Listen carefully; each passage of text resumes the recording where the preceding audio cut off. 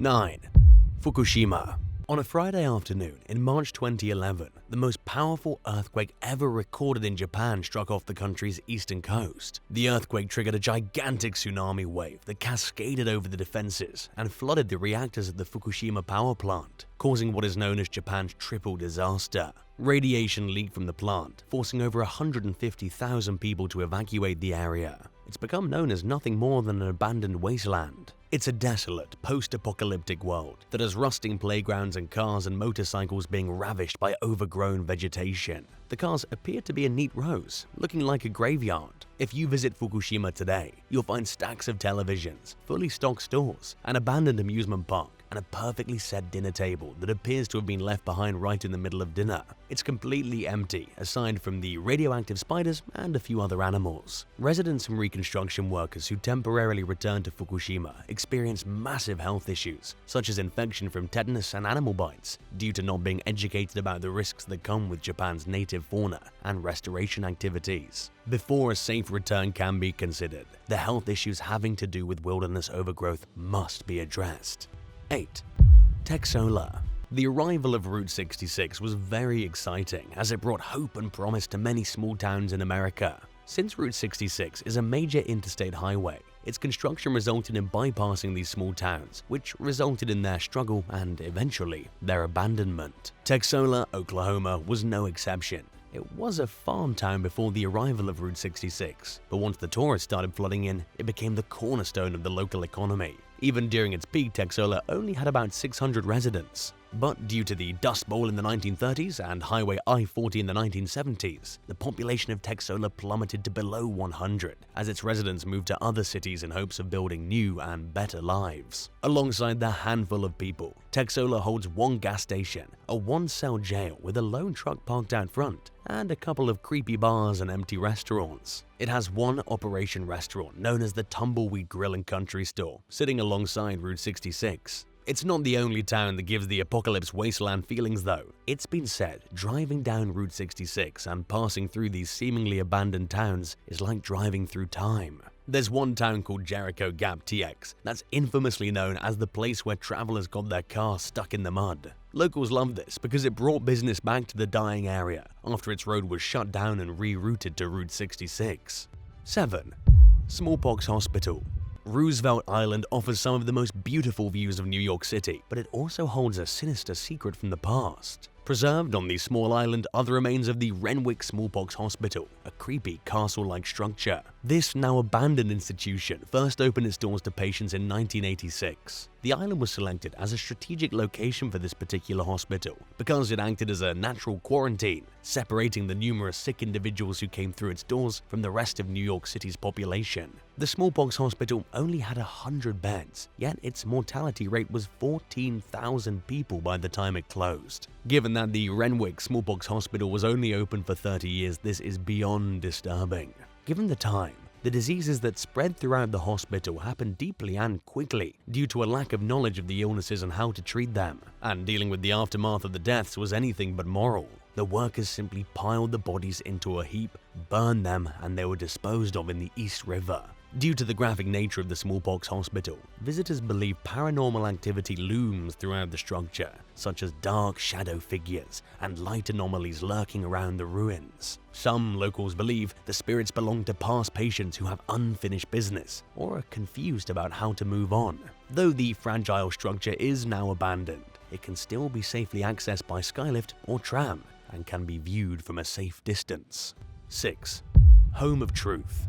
Home of Truth was built in 1933 in southeast Utah as a religious colony for a post-apocalyptic world. Marie Ogden, a wealthy widow, believed that the world was ending. She thought everywhere and everything would perish except for a plot of land within Dry Valley, Utah.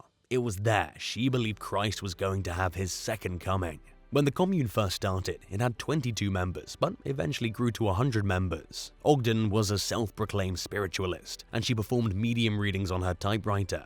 She called this technique automatic writing and was convinced that she could communicate with angels and spirits. Residents were required to follow a strict code of conduct. They were told they had to turn in all their personal belongings in exchange for clothing, shelter, and food. They were also given a no alcohol or tobacco rule. Their main industries were farming and prospecting for gold on a small scale, but they didn't have much luck. The commune had a very basic and simple living principle, so living without indoor plumbing or electricity was no problem for them. On February 11, 1935, resident Edith Peshak passed away from cancer. Edith and her husband joined the commune in hopes of curing her disease through spirituality. According to Ogden, Peshak was in a state of purification, and she was going to come back to life. She and the rest of the residents fed and washed the body 3 times a day in a salt solution. Rumors spread throughout the town, causing an investigation by the sheriff and a visit to the commune in June 1935. Turns out that keeping a well-preserved body wasn't considered a health threat, and the Home of Truth was allowed to do so. Things remained quiet over the next few years until another investigation went underway in February 1937, when Ogden announced that Peshak was about to be restored to life. She was arrested, and a resident confessed to helping cremate the body. After Ogden's arrest, people scattered rather quickly, disillusioned. The Home of Truth now sits desolate, grey and empty, with no trespassing signs everywhere, and not a soul in sight. Would you be brave enough to visit the Home of Truth? Tell us in the comments and hit subscribe while you're at it. 5. Saint-Jean-Vianney.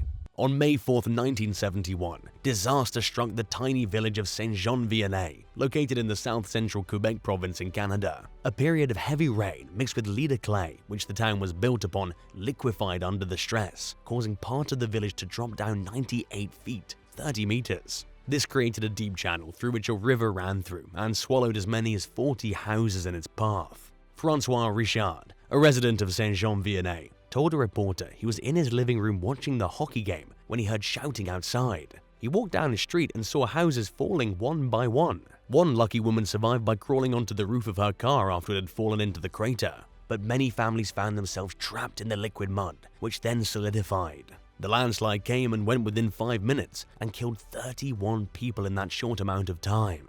One story claimed the gouge left by the landslide was 705 feet, 215 meters wide, and 0.3 miles, 0.5 kilometers long.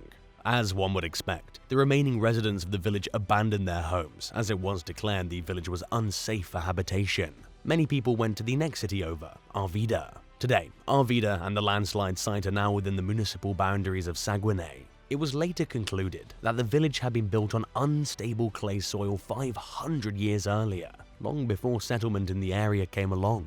Today, the village hardly exists. A few empty streets and the steps of the old church square are all that's left. A museum exhibit commemorating the event sits at Saguenay's Place de Presbytère. 4. River Country.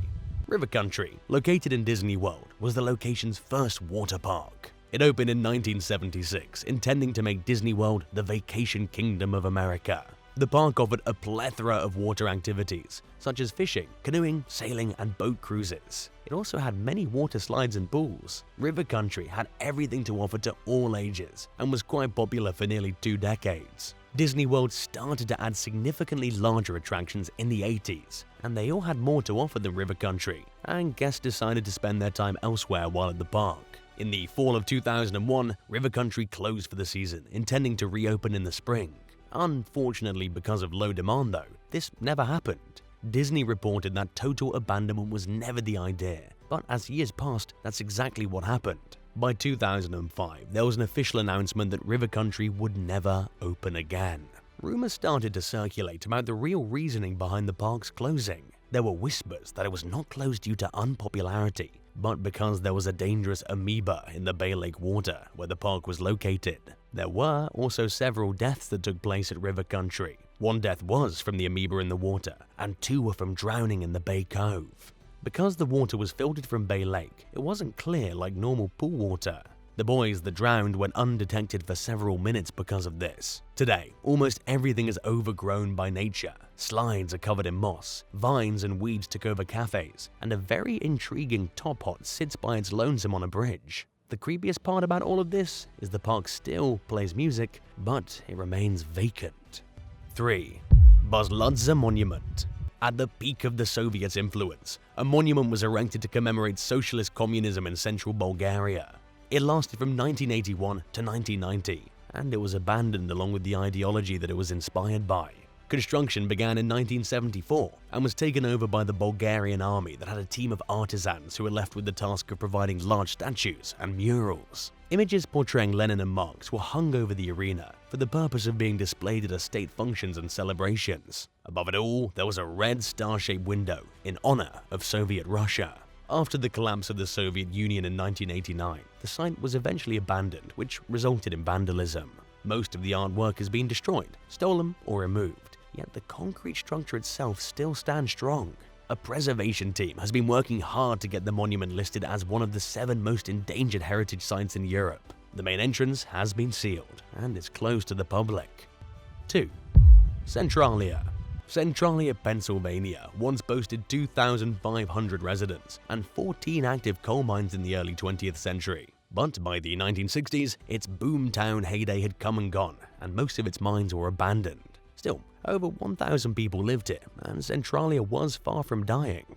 That is, until a coal mine fire began below. In 1962, a fire started in a landfill that spread to the maze of coal tunnels that miners dug thousands of feet below the surface. The fire eventually reached the coal seam. Residents assumed it would quickly die down, but shockingly, it's still burning to this day. In May 1962, the town council gathered to discuss the town's new landfill.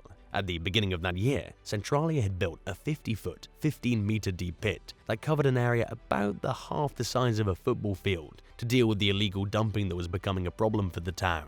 However, the landfill was getting full and needed clearing before the annual Memorial Day celebration. It seemed to go off without a hitch, with the fire department present lining the area with incombustible material. When the fire turned to embers, it was doused with water. However, 2 days later, residents again saw flames. A week later, Centralia firefighters were baffled as to where the recurring fire was coming from. They used bulldozers and tools to stir up the remains of the burned garbage and locate the concealed flames. Finally, they discovered the cause. Turns out, at the bottom of the trash pit next to the north wall was a 15 feet, 4.5 meter wide and several foot wide deep hole. Unfortunately, it hadn't been filled with fire-retardant material and trash had filled the gap. As the days passed, residents started to notice the ground was releasing smoke and foul odors were filling their homes. The town council decided to bring in a mine inspector to check the smoke, who determined that the levels of carbon monoxide in them were indeed indicative of a mine fire. They sent a letter stating that a fire of unknown origin was burning under their town to the Lehigh Valley Coal Company, LVCC. The council, the LVCC, and the Susquehanna Coal Company, which owned the coal mine, met to discuss ending the fire as quickly and cost-effectively as possible. But before they could come to a decision, sensors detected lethal levels of carbon monoxide seeping from the mine. All Centralia area mines were immediately shut down. Several attempts were made to stop the fire, but all were unsuccessful. Some residents stayed, but most moved on with their lives elsewhere. The ones that stayed found a silver lining when they discovered they could grow tomatoes midwinter and shoveling was a thing of the past. From then on, it was a constant battle between residents and the state, and in 2013, the remaining 10 residents won a large settlement and were granted $349,500 each and complete ownership of their property until they die. Once Centralia's population hits zero, the land will be seized, and any remaining structures will be destroyed. 1. Chernobyl. The Chernobyl disaster was a massive nuclear accident which happened on April 26, 1986. It's considered the worst nuclear disaster in history in both cost and casualties. A sudden surge of power during a reaction systems test destroyed Unit 4 of the nuclear power station at Chernobyl, Ukraine. The accident resulted in massive amounts of radioactive material flooding into the environment. Sand and boron was used by emergency responders to pour on the reactor debris. The sand was to stop the fires, and the boron was supposed to stop additional nuclear reactions. About a square mile of pine forest near the plant was cut down and buried to reduce radioactive contamination. Eventually, Chernobyl's remaining reactors were shut down for good. After the accident, the Soviet government evacuated around 115,000 residents who were in heavily contaminated areas, and later came back for 220,000 who were living in areas that were moderately affected. Chernobyl and the nearby town Pripyat are now known as the Exclusion Zone, where radioactive contamination is the highest and habitation was restricted. These days, the exclusion zone's been taken over by weeds, trees, and anything else nature has to offer. Around 1,200 of the evacuees tried returning to the exclusion zone a few months after the accident. Not caring much about safety or the legality of the situation, they chose to come back because of their love for the land. 100 residents still live there.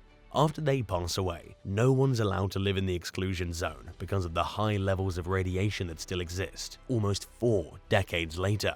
Thanks for watching. Which of these apocalyptic places creeps you out the most? Tell us in the comments below and don't forget to subscribe. See you next time. Bye.